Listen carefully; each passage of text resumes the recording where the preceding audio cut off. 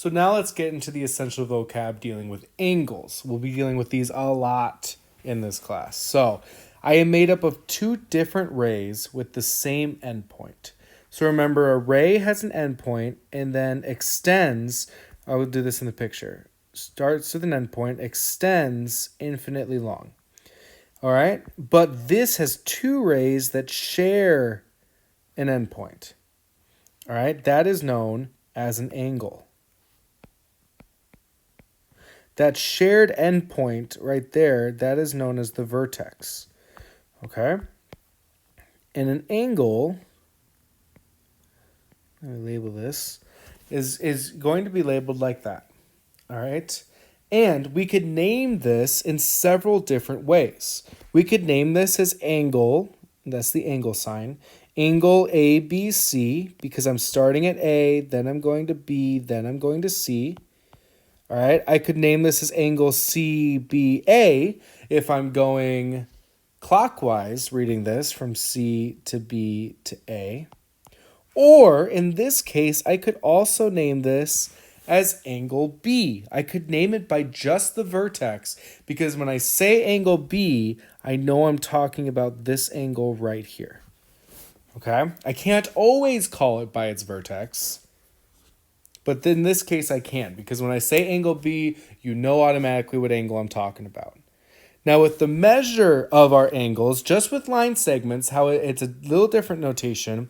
If I want to say how many degrees this angle is, I need to put a little m in front of my angle sign.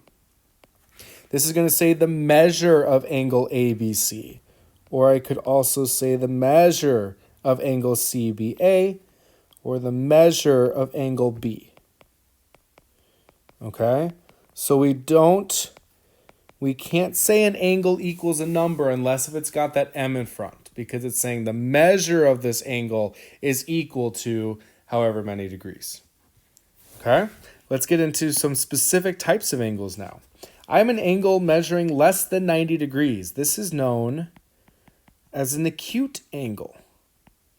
All right, it's going to be a tiny angle. So start at a vertex. Let's call the vertex T. We've got a ray coming out here. I'll put another point there, call it D. And then an acute angle needs to be less than 90 degrees. 90 degrees is that L shape, so it needs to be less than that. So this is an example. I'll call this E. All right, that's an example of an acute angle. We could call this angle ETD. We could call this DTE, angle DTE, or we could call this angle T because when the vertex is not shared with any other angles. It's all by itself. All right, so the measure of this angle is going to be stuck. Oops, forgot my M. One sec. The measure of this angle is going to be stuck between 0 and 90 degrees. So the measure of this angle is going to be somewhere in between those two numbers.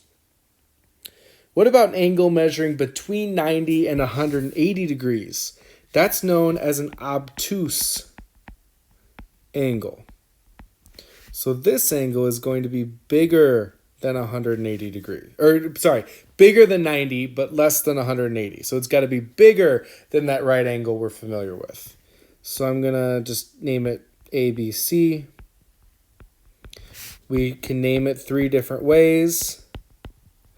We can name it by the vertex because it's not shared. And the measure of this angle is stuck in between 180 degrees and 90 degrees. Okay? What about an angle measuring exactly 90 degrees? Well, here's that right angle. Here's that right angle. And to have a right angle, we need to have, and I'm going to make a different color so you see it, this box here to indicate that this is 100% a right angle. We cannot assume. We cannot assume that it's a right angle. We have to see that box. I'm going to call this angle CDE. All right, so we have angle CDE or angle EDC or angle D. We could name it one of those three names. All right, the measure of this angle, notice how I have the M in front of it, is equal to 90 degrees. Okay? And then we have an angle measuring exactly 180 degrees.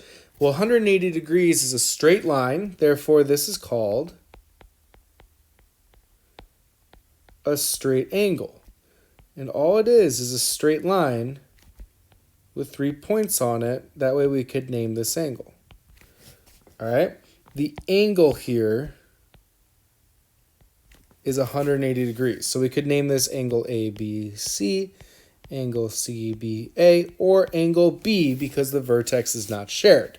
And the measure of this angle is equal to 180 degrees. We'll deal with these a lot, all right? So this is all about angles. Make sure we're comfortable with these vocab words, all right? Now, going down to the you try now, try it out.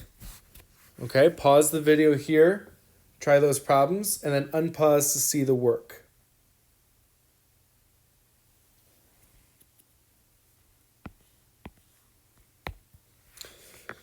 Alrighty, so here's the work for your you try nows. Okay. 1A, there are 3 different angles in this diagram over here. Okay, the really key thing here is problem 1B. I cannot name any of these angles angle X because you're going to be stuck asking yourself, what angle am I actually talking about if I say angle X? Am I talking about this one? Am I talking about that one? Or am I talking about the whole angle, them two together? Which one? I don't know because the X is not specific enough.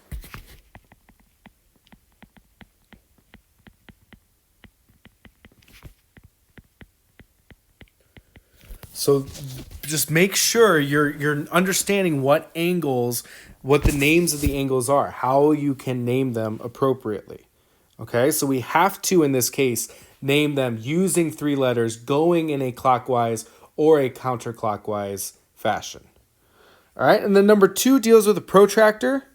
All right, might have not used that tool ever, or it's been a really long time. Just make sure you understand. If I'm going from K to H to J, I'm starting at K, I'm going down to H, I'm going out to J, so I'm talking about this angle right here. That way I know it's acute, so I'm looking at in between 60 and 50, because those are the numbers that are less than 90, and so that's going to be 55.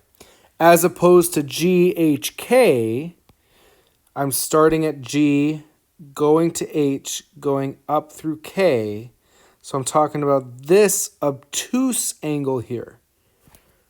All right, so make sure you practice with those angles. Very important to be super comfortable with naming them, recognizing what type of angle you're trying to find. Is it acute, obtuse, right, or straight?